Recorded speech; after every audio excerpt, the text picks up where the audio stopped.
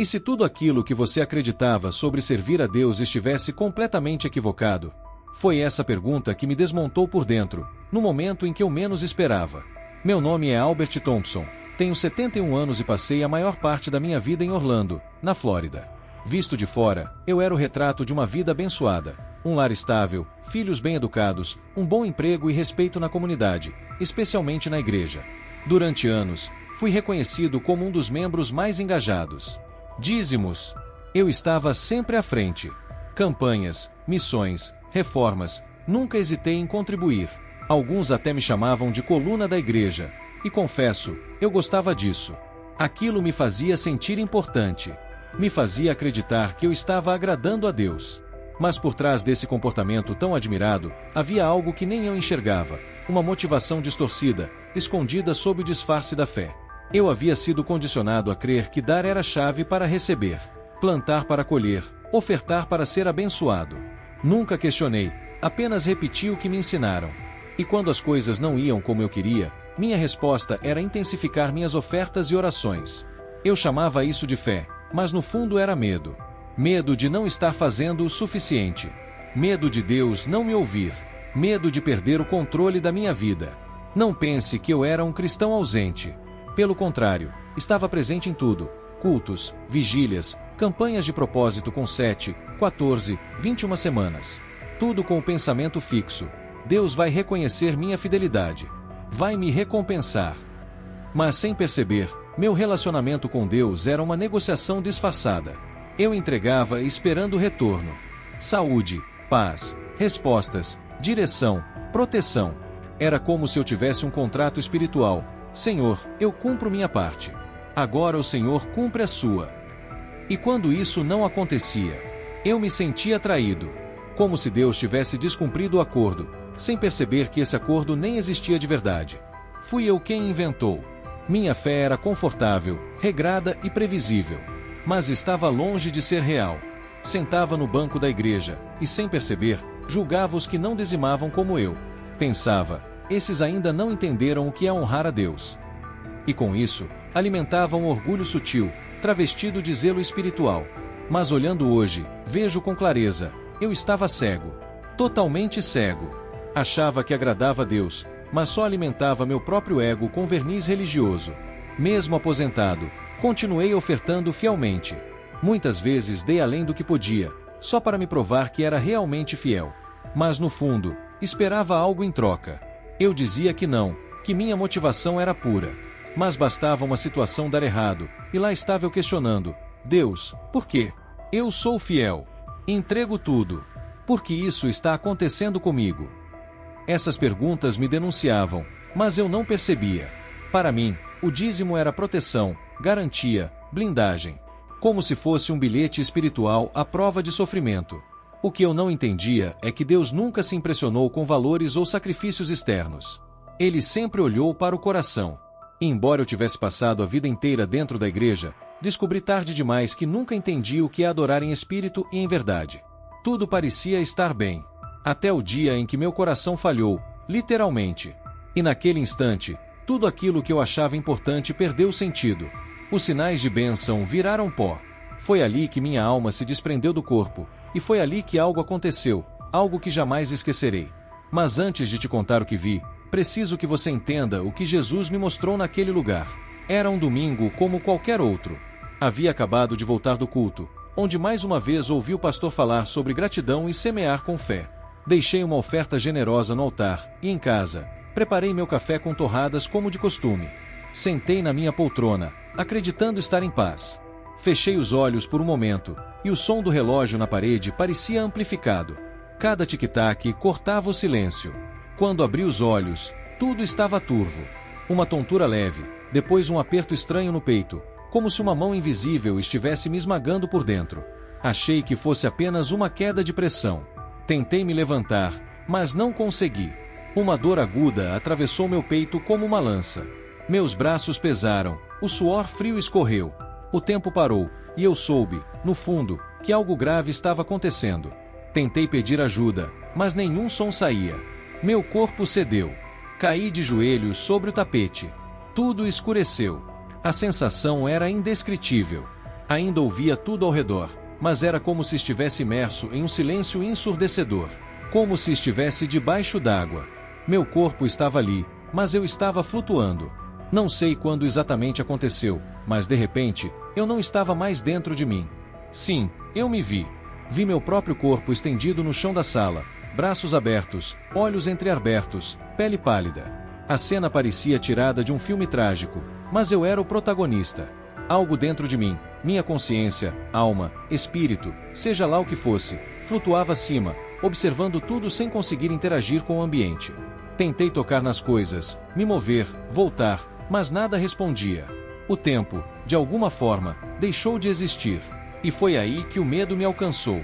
Não um medo comum, desses que a gente sente quando algo dá errado. Era um medo existencial, profundo, como se tudo que eu acreditava ser estivesse prestes a ser arrancado de mim. Não era só o temor da morte. Era o terror de estar errado. O medo de ter vivido acreditando numa ilusão. O pânico de me apresentar diante de Deus sem estar preparado. Mesmo sem corpo, era como se eu estremecesse por dentro. Foi então que uma luz invadiu a sala. Não era a luz suave que costumam descrever em experiências de paz. Era intensa, cortante. Parecia atravessar tudo, inclusive a mim. Aquela luz me puxava, como um imã invisível. Algo me chamava para fora daquele lugar. E junto com essa luz, surgiu uma dor. Não física, mas espiritual. Uma dor que vinha de dentro, como se minha alma estivesse sendo despida. Máscaras caíam. As defesas, que por tantos anos construí, se desmanchavam uma a uma. Diante de mim, começaram a passar imagens da minha vida, mas não as boas lembranças. Não eram as festas, os cultos, os momentos em família. Eram os pensamentos escondidos, as intenções que nunca verbalizei, as emoções que sempre maquiei. Vi cenas de mim mesmo sorrindo ao ofertar, mas por dentro carregando orgulho. Me vi julgando em silêncio enquanto fingia adorar. Tudo que eu achei que ninguém jamais veria, agora estava escancarado. E ali, naquele momento, eu entendi. Tudo que era oculto agora estava diante de uma presença que sabia absolutamente tudo. Não consegui gritar, mas dentro de mim, clamei: Senhor, tenha misericórdia. O que está acontecendo comigo? Nenhuma resposta, apenas a presença esmagadora daquela luz que parecia me atravessar por completo. Foi então que senti algo diferente se aproximando. Não ouvi passos, nem voz, mas eu soube. Algo dentro de mim sabia. Era ele. Era Jesus. O ambiente inteiro silenciou. Um silêncio que não era ausência de som, era uma reverência absoluta. A própria criação parecia prender a respiração. A luz que me pressionava agora pulsava como se tivesse vida. Cada partícula ao redor era atraída para um ponto invisível. E nesse ponto, uma presença começou a se revelar. Não vi um rosto, não havia forma definida. Mas sua presença me atravessava. E eu sabia. Eu não precisava de apresentação. Toda a minha essência reconhecia. Era ele. Era Jesus. Naquele instante, o medo deu lugar a uma reverência esmagadora. A verdade absoluta estava ali. E nada mais fazia sentido além daquilo. Se eu ainda tivesse corpo, teria caído com o rosto no chão. A glória que emanava dele não era a que se canta nos cultos. Era real, santa, viva. A luz que saía dele não cegava, ela expunha. E o que ela revelava, era impossível ignorar. Ele não me olhou com raiva, nem com desprezo. Seu olhar era puro, mas atravessava tudo. Quando seus olhos se voltaram para mim, senti como se minha alma inteira estivesse sendo aberta. Era como se minha vida estivesse sendo lida em voz alta, em praça pública. Eu queria fugir, me esconder. Mas ali, não existia onde, nem como. Não havia desculpas. Nada podia ser encoberto diante daquele olhar. E então ele falou. Não era uma voz como conhecemos. Era como se a própria verdade vibrasse dentro de mim, ressoando em cada parte do meu ser. Albert, suas ofertas foram muitas. Mas suas intenções estavam contaminadas. Naquele momento, senti um peso que nunca havia sentido antes. Quis negar, quis justificar. Pensei em citar meus anos de fidelidade, as campanhas que apoiei, os ministérios que ajudei, os testemunhos que ouvi por causa da minha generosidade. Mas nenhuma dessas palavras chegou a sair. Elas morriam antes mesmo de nascer. Ele sabia. Sabia de tudo. Você deu, mas esperando o retorno. Ofertou, esperando ser protegido. Ajudou, mas desejava ser reconhecido. Cada palavra era como uma lâmina afiada, cortando com precisão. Não havia raiva, nem fúria. Mas também não havia suavidade. Era apenas justiça, verdade. Foi ali que pela primeira vez na vida, eu compreendi, o que move o céu não são as aparências. É o que o coração carrega enquanto as mãos se movem. E então diante dele, revi cada oferta que entreguei. Mas não como valores ou números. Vi o porquê. Vi quando dei por medo. Vi quando dei por vaidade. Vi quando quis impressionar. Vi tudo. E entendi que nada daquilo era aceito. Ele não falava com condenação. Mas cada palavra era final. Não havia espaço para justificativas. Com dor, reconheci. Passei a vida tentando comprar algo que nunca esteve à venda. Tentei comprar Deus. Jesus se aproximou mais. E eu senti como se a luz me atravessasse por completo. Uma luz que revelava, e junto com ela, a dor de encarar minhas próprias distorções espirituais.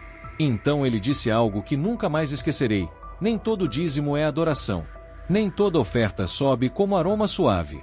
Muitos dão com as mãos, mas seus corações estão distantes de mim. Essas palavras me quebraram.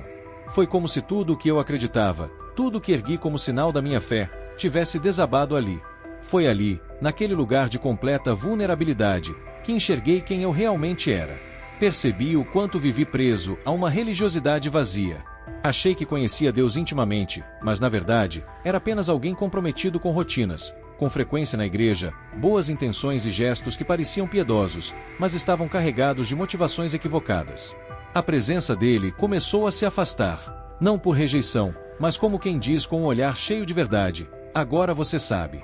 Agora você viu. A escolha é sua. Jesus permanecia diante de mim. Seu olhar era firme, mas não havia julgamento. O que eu sentia era muito mais profundo. Era confronto. Mas não um confronto agressivo. Era como uma cirurgia invisível, feita no mais profundo da alma. Uma exposição detalhada de tudo o que eu havia escondido até de mim mesmo. Então ele falou novamente. E desta vez, suas palavras não apenas me atingiram, elas me transformaram. Albert, você entregou seu dinheiro, mas reteve o que realmente importava, seu coração. Subiu ao altar com os bolsos abertos, mas com o espírito fechado. Suas ofertas não foram recusadas por causa do valor, mas porque estavam vazias de verdade. Naquele momento, tudo que antes eu considerava grandioso se desfez. Meu orgulho de uma vida dedicada à obra virou pó diante da revelação que me envolvia. Era como se escamas caíssem dos meus olhos. Pela primeira vez, eu enxergava o que Deus sempre desejou de mim, e que eu nunca havia oferecido de fato. Não era sobre quanto eu dei, mas sobre como. Sobre o motivo por trás de cada gesto. O que havia no meu coração enquanto minhas mãos se moviam? Jesus continuou. Suas palavras pareciam fogo escrevendo algo na minha alma. Não olho para as mãos que ofertam, mas para o coração que se rende. Muitos dão, mas não por amor, dão tentando negociar. Querem comprar promessas, pressionar o céu, usar princípios espirituais como moeda de troca. Mas o reino não funciona assim. Cada frase arrancava mais uma camada do que era falso em mim. Eu me sentia completamente no diante da sua verdade. Não dava para resistir, nem justificar. Ali tudo era claro. Então ele disse algo que ecoa dentro de mim até hoje, como um lembrete eterno. Você se esqueceu do que está escrito. Este povo me honra com os lábios, mas o coração está longe de mim. Mateus 15, versículo 8. Quando ouvi essa passagem, algo dentro de mim desabou. Como eu não percebi isso antes? Quantas vezes cantei, participei da ceia, levantei minhas mãos, enquanto meu coração estava negociando com Deus? Quantas vezes vesti uma aparência de espiritualidade, quando por dentro só alimentava a ideia de que minhas ações comprariam a bênção? Jesus não estava apenas corrigindo minha rota. Ele estava me ensinando, revelando algo que não se aprende em cursos ou seminários. Era o próprio Evangelho sendo vivido diante dos meus olhos, a obediência que nasce do arrependimento, a entrega que flui do amor, a adoração que vem da sinceridade, não do medo, da troca ou do interesse.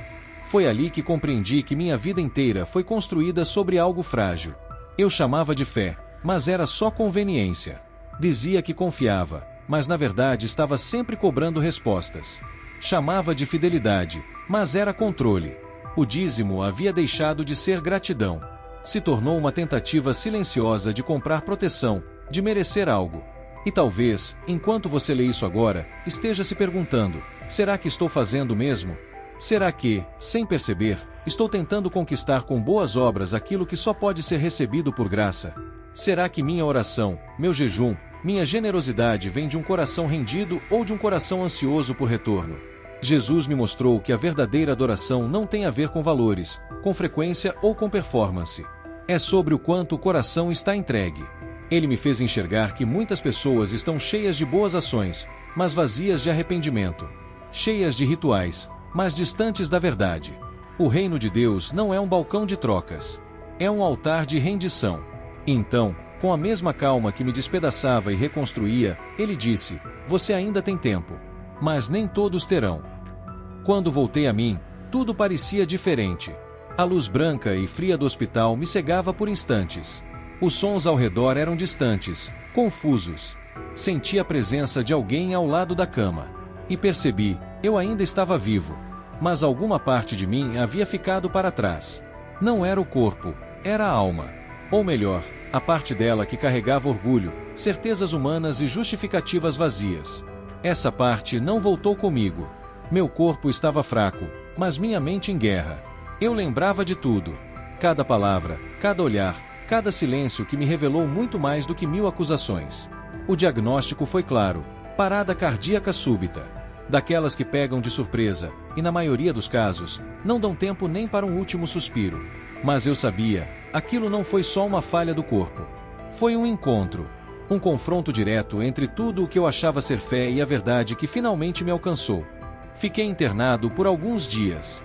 Os médicos e enfermeiros sorriam, diziam que eu era um milagre ambulante. Talvez, para quem via de fora, eu fosse mesmo. Mas por dentro, havia um terremoto. Enquanto encarava as paredes frias e brancas daquele quarto, só conseguia pensar: por que eu voltei? Para quê? A pergunta mais difícil não era nem essa. Era: o que eu vou fazer com isso agora?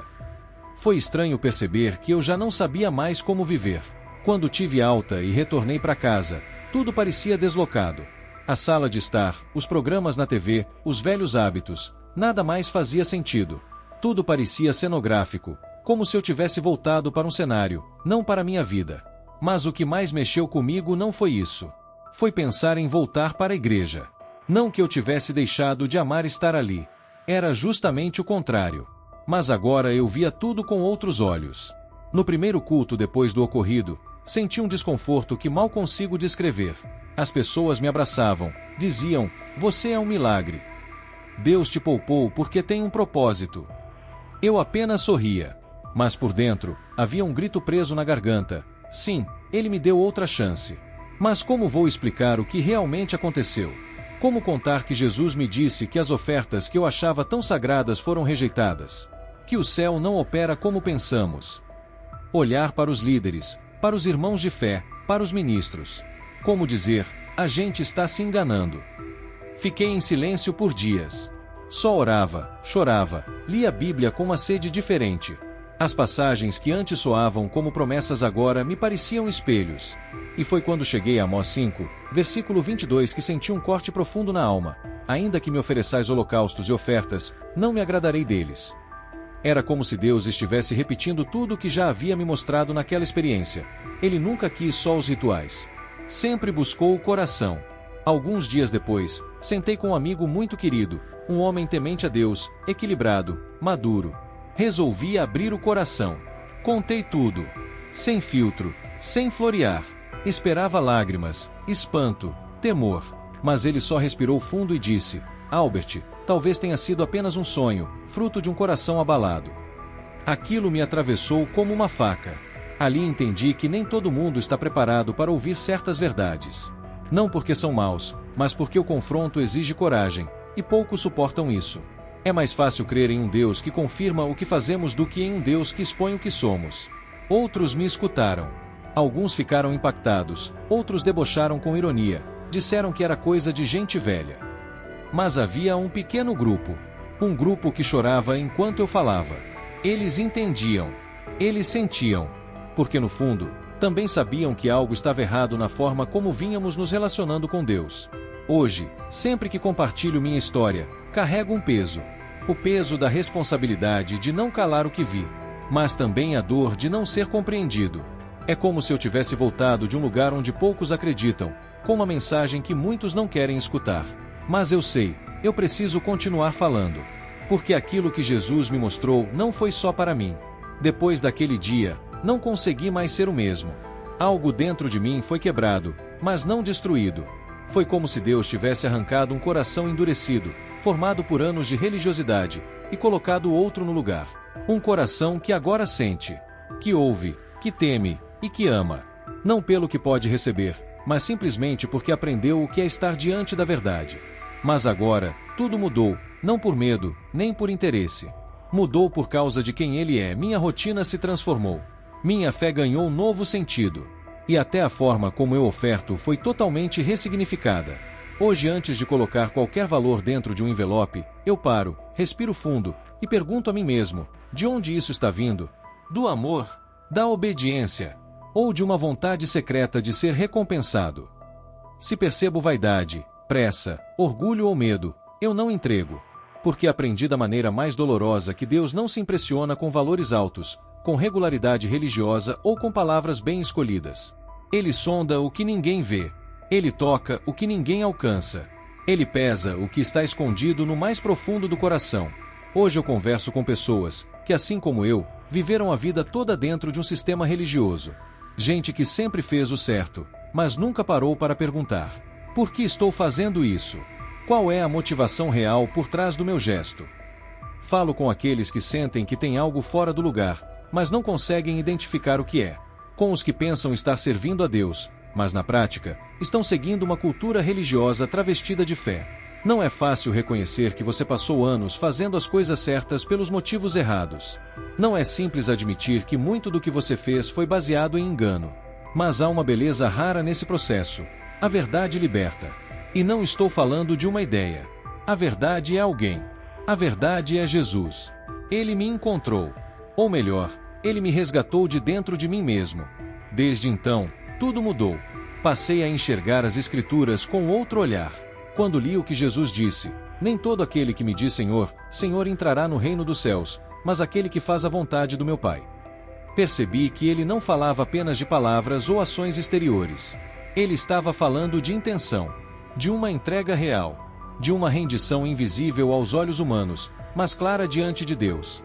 Hoje carrego uma missão: despertar os filhos que se perderam dentro da própria igreja. Aqueles que cantam, ofertam, lideram, mas fazem tudo isso com o coração distante. Que se acostumaram com a forma e se esqueceram da essência. Foi por essas pessoas que Jesus me deixou voltar. Foi para elas que Ele me deu essa mensagem. E talvez, enquanto você ouvia essa história, algo tenha mexido dentro de você. Talvez tenha sentido o mesmo desconforto que eu senti quando a luz da verdade me expôs. Se isso aconteceu, não ignore. Esse incômodo pode ser o Espírito Santo te chamando de volta, te lembrando que o reino de Deus não se move por aparências, mas por arrependimento genuíno, verdade no coração e um relacionamento real com o Pai. Se você ainda respira, ainda há tempo. Arrependimento não se compra. Salvação não se negocia. Fé não é moeda de troca. Deus não está interessado na sua performance. Ele está interessado em você. E se essa história tocou seu coração, abriu seus olhos, ou te confrontou de alguma forma, não guarde só para você. Compartilhe, espalhe e leve adiante. Porque o que me foi mostrado não é apenas para mim, é para todos que, assim como eu, pensavam estar no caminho certo, mas estavam trilhando uma rota sutilmente errada. Muito obrigada por assistir até aqui. Não se esqueça de se inscrever no canal e ativar as notificações para não perder nenhum testemunho. Nos vemos no próximo vídeo.